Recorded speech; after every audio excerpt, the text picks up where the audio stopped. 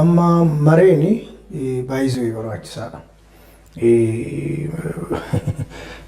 Rakkoo amma keessa galle baay'ee isaatiif sababa ta'inaa jedhee kanan yaadu mari'achuu dadhabuu keenya. Addunyaan mareedhaan geggeeffama malee miiraan hin geggeeffamu addunyaan. Humnaan hin geggeeffamu addunyaan. Biyya addunyaa kana irratti waan ajaa'iba namatti ta'u keessaa tokko maalidha? Guyyaa waggaatti guyyaa 365 Ameerikaadhaaf Chaayinaa gidduu loliisa arrabaa jechaa jira. Guyyaa tokko isaanii fuudhee garuu cirracha tokko walitti darbatu nagaru hin godhan. Raashiyaadhaaf Ameerikaa gidduu fiixatti ba'umsi jiru yoo laalle baay'ee boru wara dhukaasatti galuu nama jechisiisa. Dogoggoranii namni tokko cirracha tokko lafaa fuudhee hin darbatu. Yeroo hundumaa mooltajjii marii isaan qaban argina. Sadarkaa garaagaraatti biyya garaagaraa keessattitu pirezidaantiin Ameerikaa samma jiru duraanii Doonaald Tiraamp pirezidaantii Kooriyaa Kaabaa wajjin nan mari'adhaa. Marii wanti hin furran jiru jechaadha. Hin mari'annaa kana booda gara furmaataatti finnaadha. Chaayinaan har'a biyyoota lamaan naannoo ishee jiran of jalatti marsuu barbaadu kana yeroo hundumaa mariidhaaf piraayoritii nambar wanii qabdi. South Koreaan yeroo hundumaa rakkoo Kooriyaa Kaabaa wajjin jiru kan lolisa tagaluudha wawwaannaa isheen yeroo hundumaa gootu kan nageenyumaan mareedhaan hiikamu hidhannoodhaan hin hiikamudha. Addunyaan qaroome namni barate namni qaroome namni ogummaa dabalate namni gurura galliqimse muuxannoo horate mareetta malachichaadha. Mareen sadarkaa goodaatii kaasee hanga sadarkaa biyyoolessaatti barbaachisaadha. Kanaaf gara mareetti deemuun waggaa sadii arraa ta'u turre ture.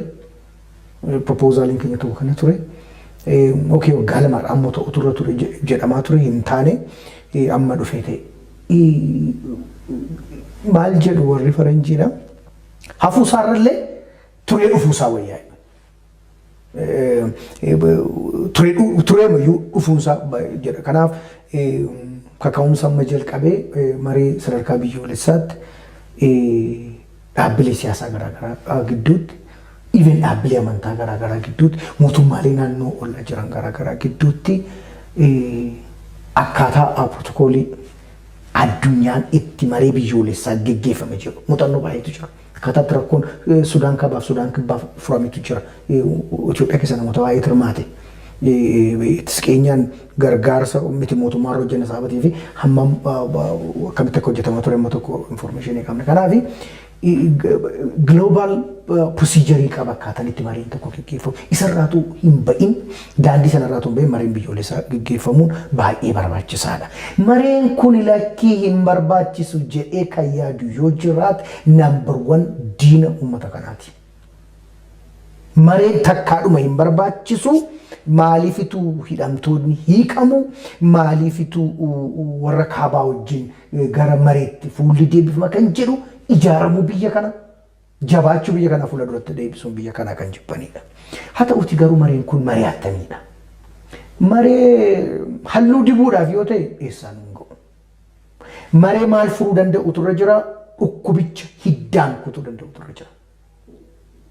Ka dhukkubichi waa biraadha mallattoon dhukkubichaa mataa bowwuudha yoo ta'e mataa bowwuun yaala isaaf handawaa barbaade yoo jenne furmaata uumuun argatu dhukkubichatu argane. Kanaaf maree rakkisan hundi isaa gochuu danda'u ta'utu irra jira.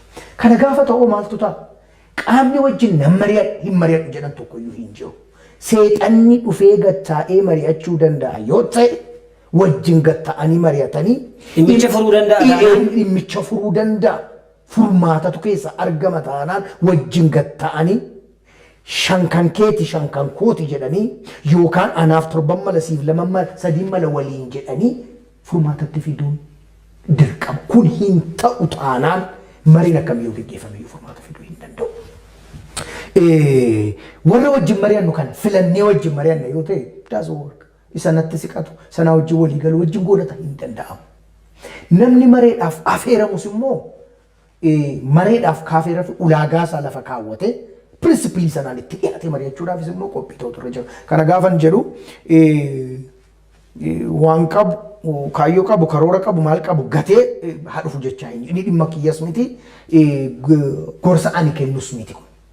abbaan wanta mariidhaaf dhufu beeka saabateef waan qabatee manaa ganama bahee beeka saabateef kanaaf the bottom line garuu mari'achuun furmaata firaasa jedhudha. Lammata rakkoo biyya kanaa kan ittiin furu karaa nagaa qofaadha. Rakkoon Itoophiyaa guyyaa tokkitti karaa dubbii, karaa lolisaa, karaa wal hiruu, karaa wal irratti ka'uu, karaa wal irratti olaantummaa fudhachuu galma ga'ee hin beeku. Sirna Minilikii kaasee, baay'isa dura bara Teewodiroosii kaasee, kanachi as dhufee waan hundumaa humnaan furuudha.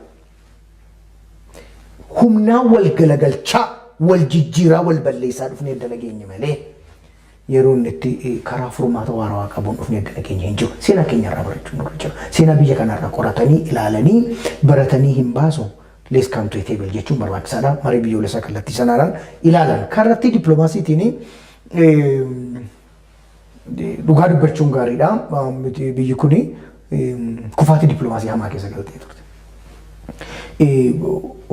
Biyyoota akka Ameerikaa wajjin, biyyoota akka Awurooppaadha wajjin, biyyoota gurguddaa addunyaa kana jiraniitii wajjin humnaan mo'attee yoo yaaddee of gowwoomsita.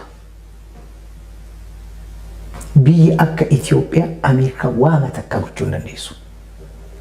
Kana jala murree beekuu danda'u. Humna keenya ila Oromoon lafa laalaniitu farda kaasuu jedha. Garuu Ameerikaa waan irraa barbaaddu qabdi. Waan baay'ee strategically Itoophiyaan ishee barbaachistu jira. Isa qabadheen itti dhiyaadha. Waggaa 27 Ihaadig biyya kana keessatti dhiittaa mirga namummaa geggeessaa ture. Kan inni ittiin haguugamaa ture waan biraa miti hojii dippiloomaasiiti. Dhumaatii geggeeffame namoota baay'ee dhuman kan biqee buqqa'uu kan atroositii uummata Oromoo fi uummattoota the southern warra jedhaman kanarra ga'aa ture kuni kan inni ittiin dhokachaa ture hojii waan biraa miti hojii dippiloomaasiiti. Dippiloomaasii gowwoomsaa jechuu gomootu hin taane.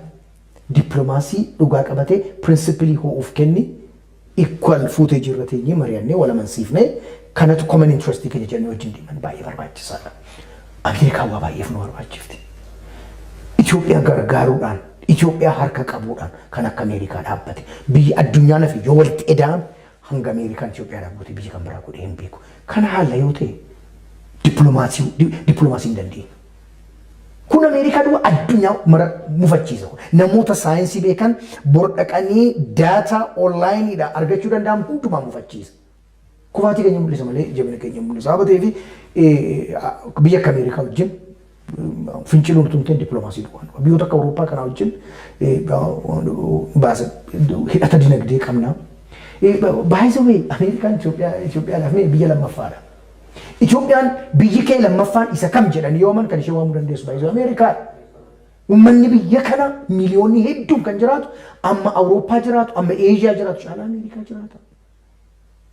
Afaan biyya kanaatiin iddoon itti hojii raawwachiifatan eeyyamamaa dhufeera. Namoonni biyya kanaa ba'an caasaa mootummaa keessa galanii yeroo isaan political structure keessa dhufanii bakka qabachaa biyya isaaniitti jirantu jira. Sentari falaasama gurguddaa keessa namni biyya kana kan inni jiru biyya Ameerikaa keessa kan Chaayinaaf kan Raashiyaa keessa miti baay'ee kan Hindii keessa miti baay'ee daqiiqaa tokko ofus hin galchan jirre. Biyya keenya lammaffaadha. Uummata achii qabna, saba achii qabna, intarestii qabna Ameerikaa keessa. Mirgi uummata lammiin Itoophiyaa ta'an biyya sana jiran gaafa intarestii qabna waan falminuuf qabna biyya keenya lammaffaa. Biyya kana hojii waliin lolamu. Hojiin dippiloomaasii itti deebi'uun barbaachisaadha. Hojii dippiloomaasii kana jabeessuun barbaachisaadha. Dippiloomaasii kana gaafa hojjetan wanti an irra deebi'ee dubbachaa ture tokko keessaa dogoggora seenaa kan dogoggorre maal jennaan Ameerikaarraa cinnee Chaayinaaf Raashiyaa wajjin hiriirree jennaan badii keenyatu malee jarri waliin tuqan. Dirreetti nurratti wal shaakalan, dirreetti imaammata isaanii dhufanii irratti ilaallatan hin baasamoo hin baasu. Imaammatni kun falaasamni kun hin baasamoo hin baasu. Meeshaan kun hin hojjetamoo hin hojjetamu. Dirree isaan ittiin hin jedhan taana malee jarri waliin tuqanii kan dhumatti biiramu. Kana immoo barachuudhaaf fagoo dhaquu ni barbaachisu. Liibiyaan kun ollaa keenya jirti. Somaaliin kun gajjallaa keenya jirti. Sooriyaan kun achii ba'anii dhufanii biyya keenya keessa jiru. Waan Kooriyaan kaaba ta'aa jirtu. Waan amma gaafa Obaamaan aangootti dhufutti biyyi Kiyuubaa maal keessa akkasii jirtu, Venezuelaan maal keessa akka jiran kana beeku, Zimbaabuween akka ishiin jirtu ilaaluun barbaachisaadha. Kunuuf muuxannoof barnoota guddaa taane tactically eenyu wajjin allaayii goona, strategically gara eenyu wajjin dhaabanne inni jedhu irratti hojiin dippiloomaasii hojjechuun gaariidha. Isa kanaafis namni ga'umsa qabu dippiloomatii ta'utu irra jira. Political loyalty ilaallee tun ta'in international competency namni kun yoo dhaqe haasa'uu danda'a, amansiisuu danda'a, dhugaa keenya waltajjii addunyaa irratti baasee afaan isaanii galuun itti himuu danda'a. Lafa amansiisetti amansiisee lafa immoo tiriikii hojjetetti gowwomsachuu yoon baadhellee lafa tiriikii hojjetetti tiriikii hojjetee nama faajjii biyyaa ol kaasuu danda'uudha kan Itoophiyaa biyya bakka bu'ee dhaqu malee asii abbaa argan hamanii erguu dhiisaan hunga'u agarreera bu'aasaa immoo. Kanaaf dippiloomaasiin barbaachisaadha murteessaadha. Jaba kanaan kan mormu yoo jiraate maa Ameerikaa wajjin waliin loltu maaf Awurooppaa wajjin waliin loltu kan jedhu yoo jiraate awutomaatikili mootummaan daqiiqaa tokko tursiin Amaanu'eelin galchuutu irra jira sammuu isaa ilaalamutu irra jira. Kanaaf